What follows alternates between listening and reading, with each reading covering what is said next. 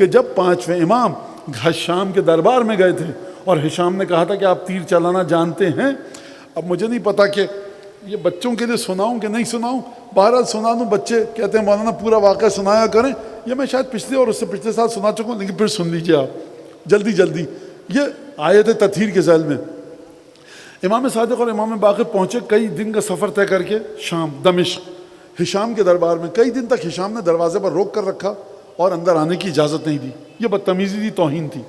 اس کے بعد جب داخلہ ہوا تو پھر کہا کہ آپ لوگ یہاں پر تیر اندازی کا مقابلہ ہو رہا ہے، آپ بھی تیر چلائیے.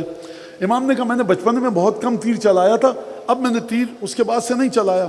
انی لقلیل الرمایا، بہت کم تیر چلایا ہے، یعنی میں نے پریکٹس نہیں کی، مشق نہیں کی. 50 55 56 سال کا ہو چکا ہوں. کہا کہ نہیں، اب تو آپ کو تیر چلانا پڑے گا. بادشاہ سمجھا کہ امام کو تیر چلانا نہیں آتا، اور امام فرما رہے ہیں کہ بچپن میں تیر چلایا تھا، اب جب تیر چلائیں گے تو تیر دائیں بائیں جائے گا اور پھر سبکی ہوگی، شرمندگی ہوگی اور نعوذ باللہ رسوائی ہوگی.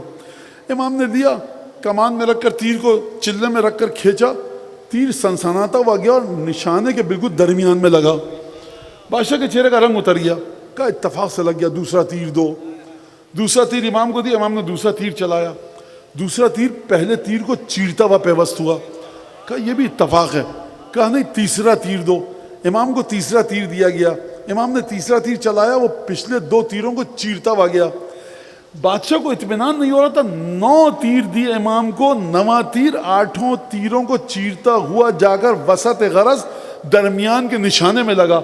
امام صادق فرماتے ہیں جب ہم داخل ہوئے تھے تو میرے بابا محمد باقر کو نام لے کر بادشاہ نے بلایا تھا. یا محمد، تیر چلانا آتا ہے؟ بے ادبی تھی، بے ادبی تھی بغیر کنیت کے نام لینا. کہا جب یہ دیکھا تو میرے بابا کو کنیت سے کہا یا ابا جعفر، آئیے اور میرے دائیں ہاتھ پر تخت کے برابر میں بیٹھیے. کہا آپ کا بیٹا جعفر صادق بھی تیر چلانا جانتا ہے؟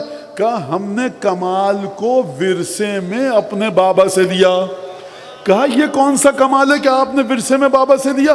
کہا تم نے قرآن نہیں پڑھا؟ کہا قرآن میں کہاں آپ کی میراث کا تذکرہ ہے؟ کہا تم نے وہ آیت نہیں پڑھی الیوم اکملت لکم دینکم، آج کے دن تمہارے لیے دین کو مکمل کیا؟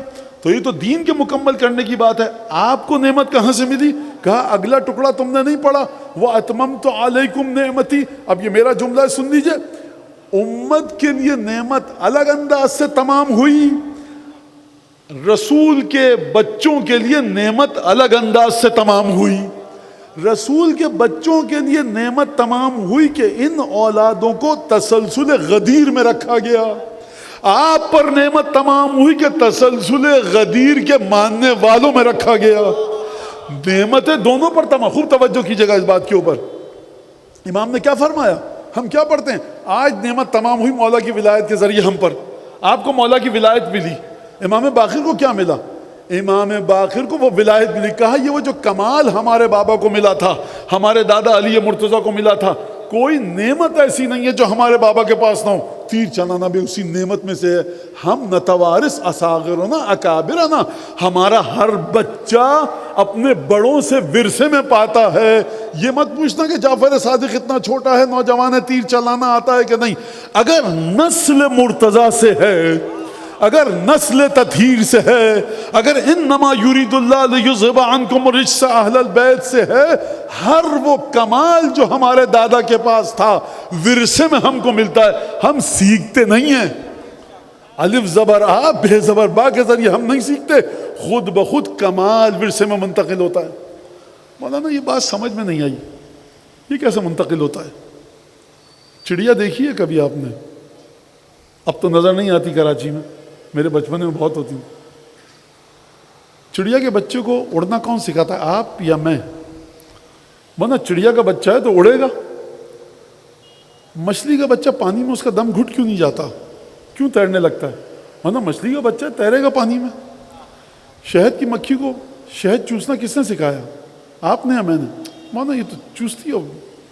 یہ بتائیے کہ شیر کے بچے کو شکار کرنا کس نے سکھایا؟ ورنہ شیر کا بچہ ہے. تو یہاں پر مان لیتے ہیں کہ ورثے میں کمال منتقل ہو گئے، لیکن جس کمال کی ذمہ داری خدا ہدایت کے لیے لے رہا ہے، شیر آپ کی ہدایت نہیں کرے گا، طوطا ہدایت نہیں کرے گا، چڑیا ہدایت نہیں کرے گی. جمال قدرت الہی ہے. یہ دیکھو چڑیا بن سکھائے بچہ اڑنے لگتا ہے. مچھلی کا بچہ بن سکھائے پانی میں تیرنے لگتا ہے، دم نہیں گھٹتا۔ آل محمد کو تو ہم نے ہدایت کے لیے پیدا کیا، ان کو جب ہم وراثت کے ذریعے کمالات دیں گے تو رتی برابر کمالات میں فرق نہیں ہوگا۔